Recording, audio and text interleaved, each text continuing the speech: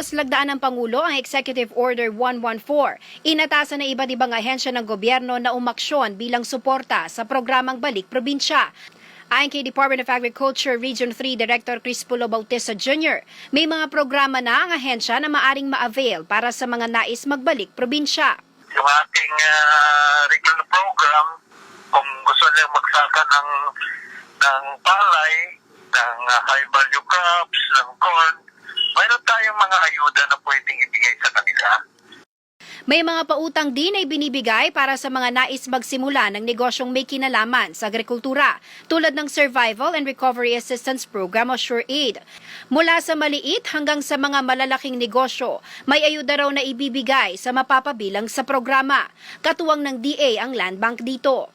Mayroon tayong available na loan na mga credit program na through ECPC na pwede silang mag-avail doon. Like yung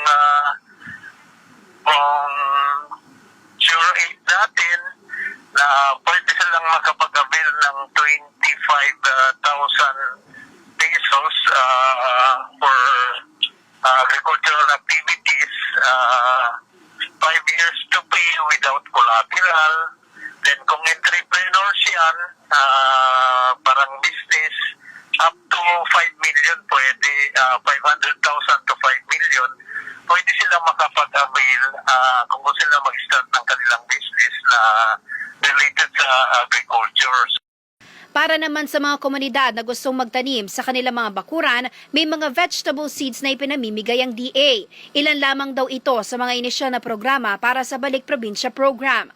Sa ngayon, nagsasagawa na raw ng evaluation at survey ang DA para matukoy ang mga pananim na akma para sa kabuhayan ang maaring ibigay depende sa lugar. Pero ang tanong ngayon ay kung sino ang magiging interesado sa sektor ng agrikultura. Kahit daw kasi may mga nakahandang ayuda, kung wala namang interesado sa pagsasaka ay mababaliwala rin ito.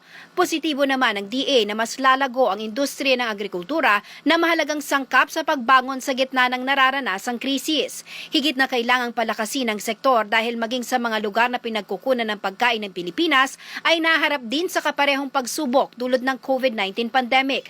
Kaya pakiusap ni Bautista sa mga magbabalik probinsya na piliin ang sektor ng agrikultura at suportahan ang iba't ibang agricultural activity upang matiyak ang seguridad sa pagkain ng mga Pilipino. Ang labanan na ngayon is kung paano nating mapakain ang ating citizenry. Itong crisis na ito nationwide ay worldwide. So mayroong mga areas talaga na dati nating pinagkukunan ng pagkain, pero with what happened, kailangan nilang unahin din yung kanilang pangangailangan. At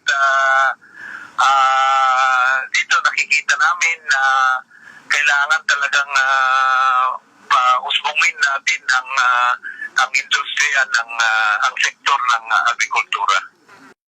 Hinihikayat ng DA ang mga magbabalik probinsya na makipag-ugnayan sa kanilang municipal agriculturists o magtungo sa regional office ng DA upang matulungan sila sa kanilang pagsisimula ng hanap buhay sa kanayunan. Jennifer Salenga, CLTV36 News.